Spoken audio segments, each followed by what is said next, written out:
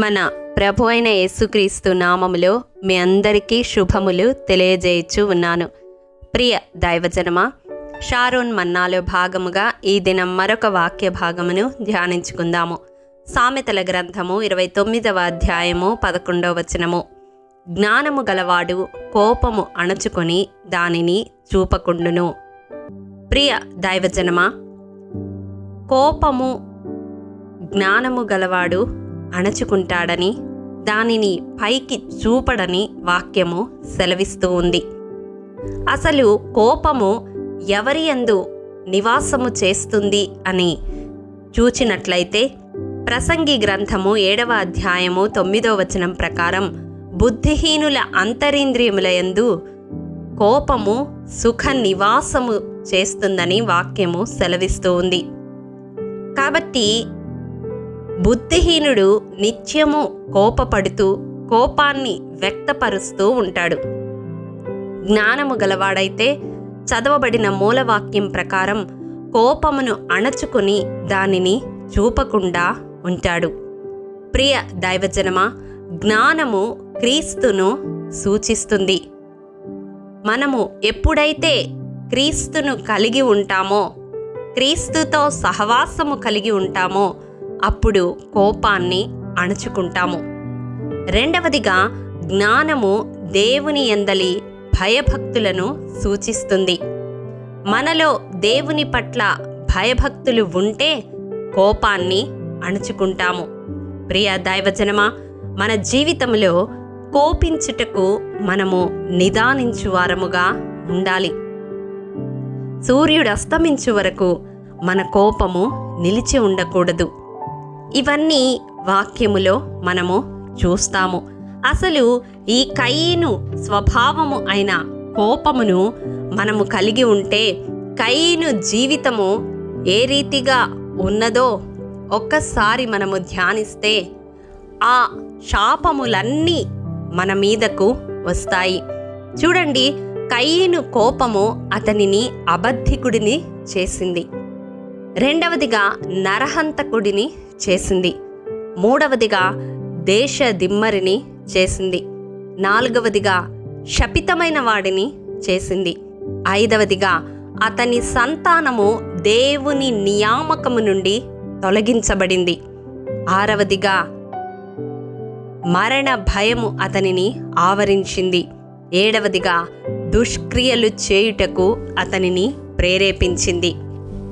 ప్రియ దైవజనమా, కయీను జీవితాన్ని మనం చూసినప్పుడు కోపము వలన అతను 7 ప్రతిదండనను అనుభవించినట్లుగా మనము చూస్తూ ఉన్నాము.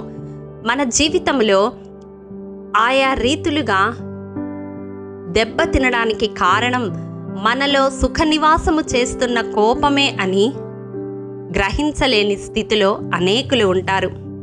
ప్రియ దైవజనమా, ఈ దినం ఈ వాక్యము ద్వారా దేవుడు నీ హృదయాన్ని సంధిస్తూ ఉండగా, కోపమును జయించలేని నీవు ఒకవేళ ఈ వాక్యమును వింటూ ఉంటే దేవుడు నీతోనే మాట్లాడుతూ ఉన్నాడు.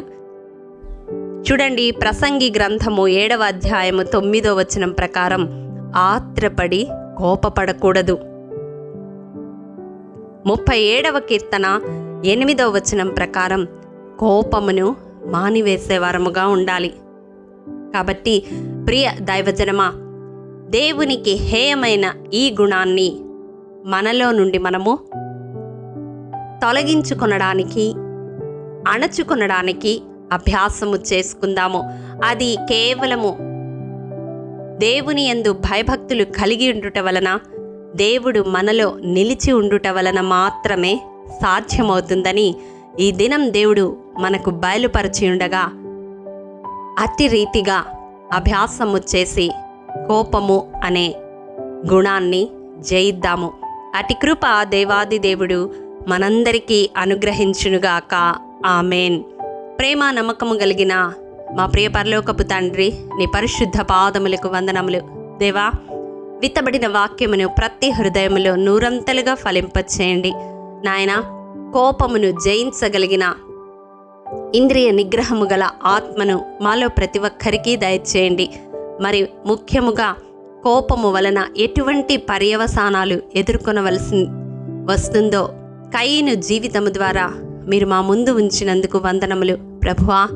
అట్టి దుర్భరమైన స్థితిలోనికి దిగజారిపోకుండా ఈ వాక్యము వింటున్న వారిలో ఎవరైనా ఇంకా కోపాన్ని జయించలేని స్థితిలో ఉంటే తండ్రి జ్ఞాపకం చేసుకొనమని వారిని మీ హస్తాలకు సమర్పిస్తూ యేసు అతి పరిశుద్ధ నామం పేరట అడిగి పొందుకొని నాము తండ్రి, ఆమెన్. ప్రియ దైవజనమా, అనుదినము షారోన్ మన్నా ద్వారా అడగబడుచున్న నెంబర్ ఇన్ బైబిల్ క్విజ్ ప్రశ్నలకు సమాధానములు ప్రతి నెల మొదటి వారము కామెంట్ బాక్స్లో పోస్ట్ చేయబడతాయి.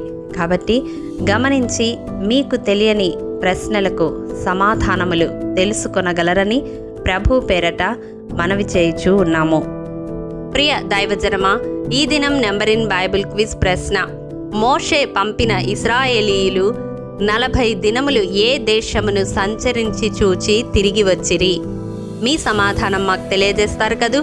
ప్రభు కృప మనందరికీ తోడయుండునుగాక. ఆమెన్. ప్రియ దైవజనమా, ఈ దినము జన్మదినము, వివాహ దినము జరుపుకుంటున్న వారికి షారోన్ గ్రూప్ తరపున హృదయపూర్వక శుభాకాంక్షలు తెలియజేయుచూ ఉన్నాము.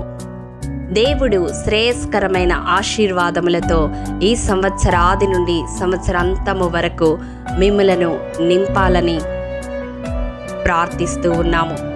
ఆమెన్.